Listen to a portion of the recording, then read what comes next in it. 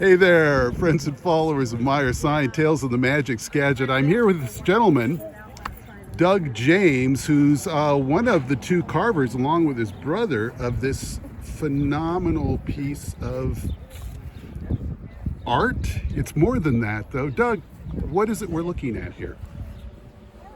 When we first heard about the orca down in Miami was in 2018, and that this orca has been crying out telepathically, sending messages out, you know, that anybody out there that can hear me, I want to go home. I want to go home. Anybody hear me?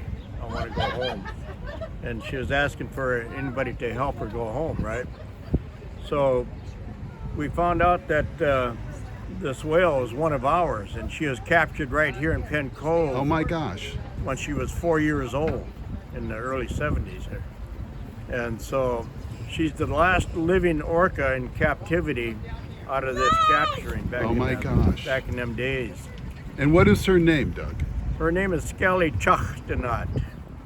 Our late chief, Sealik, he says, I want to put a new name on her. And she,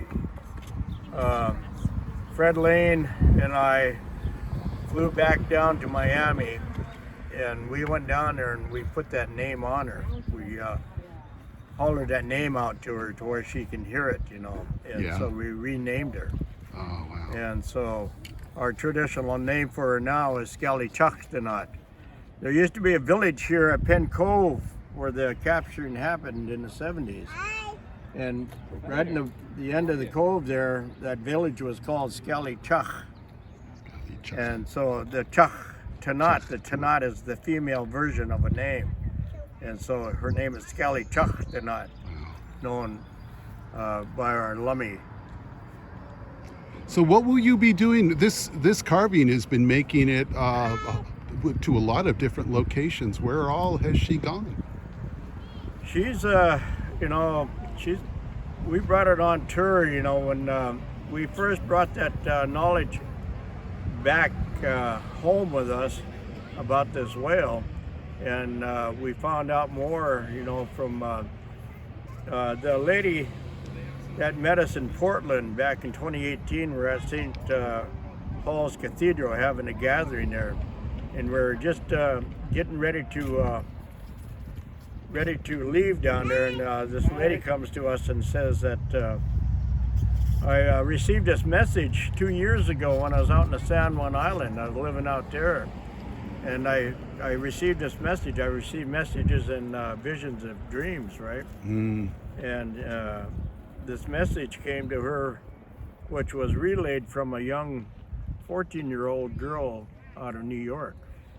Wow. And this little 14-year-old is a Down syndrome girl that sent her the message, said, I carried this message for 2 years.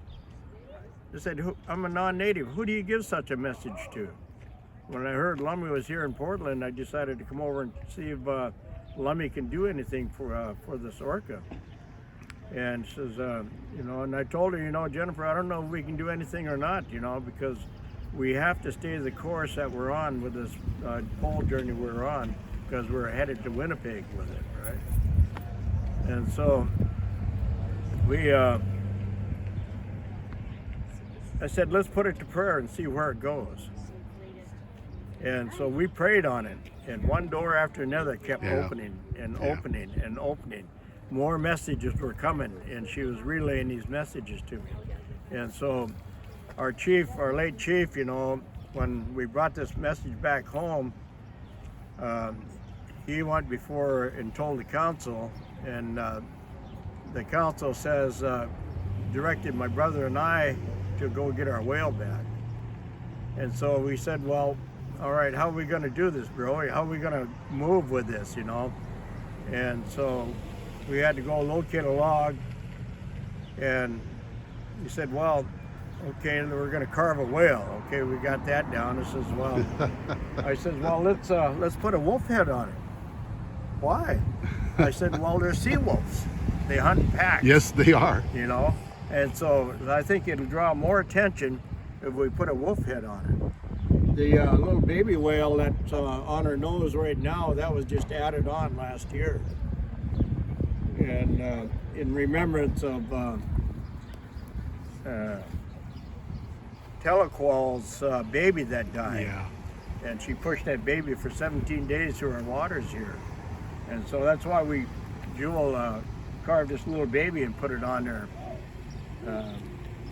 So it also says that, you know, it's got a gash on the other side. Yeah, I saw And, that. you know, yeah. that was from the log that was picked up by the grapples of the log truck.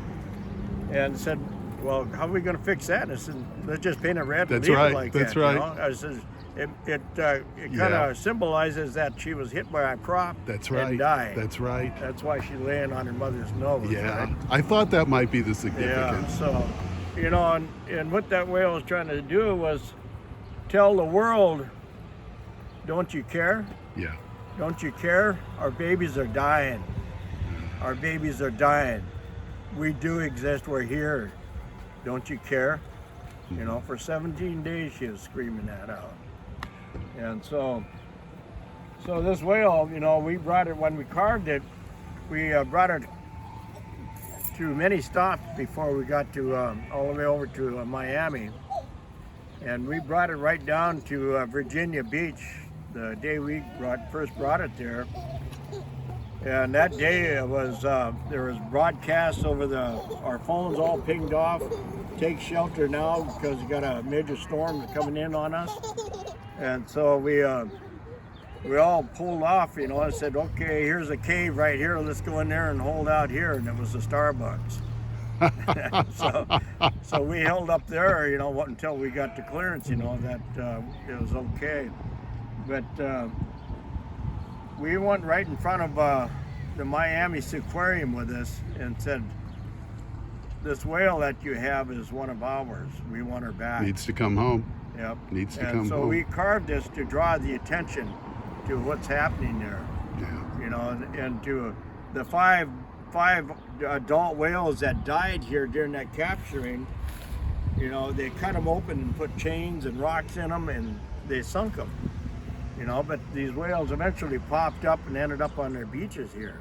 You know, so they again, you know, that's why this whale is still here. It's going to end up on the San Juan Island, you know, when it's all said and done, you know, and we're going to put it on the dock right there where the ferry comes in on the San Juan Island. Well, Doug, thanks so much for bringing her here and sharing her with us. Really appreciate it. We look forward to her making it home. Yeah. Yeah, so my brother, Jewel James, his Indian name is Susiath, means Seattle the Younger. And what tribe are you guys with? We're from the Lummi Nation. Lummi Nation, I thought so, yeah. Yeah. On my father's side, we go back to Chief Seattle's line. Oh my gosh, on the yeah. Duwamish, Yeah. That's why he carries the name Susiath. Our older cousin, our first cousin, carries the name Seath. It was brought down to him. And my name, it comes off of the Snoqualmie side of our family. Chief Seattle's sister, Telepathic, my sister carries the name. And my name comes from the man she married from Snoqualmie. And my Indian name is Sitkey Kadam. That's 6 generations back. Oh my gosh. You know, so this is my wife, Siamowit.